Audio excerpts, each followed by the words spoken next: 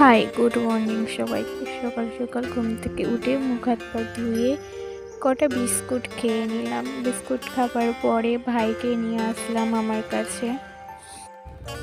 ভাইকে নিয়ে ছাদে এসে ওর সাথে একটু খেলা করতে, এদিকে দেখো হাম দিতে গিয়ে ওর গাল থেকে 2.5 কেজি মিষ্টির রস পড়ে গেল। ওদা মাটি খুঁড়তে থাকে।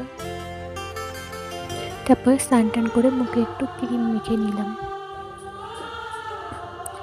তারপর ঠাকুর ঘরে চলে গেলাম। গিয়ে ঠাকুর ঘরটা ভালো করে মুছে নিয়ে ঠাকুরের থালা বাসনগুলো ধুয়ে নিয়ে তারপর ঠাকুরের ভোগ টোগ দিয়ে ঠাকুর ঘর থেকে বেরিয়ে আসলাম।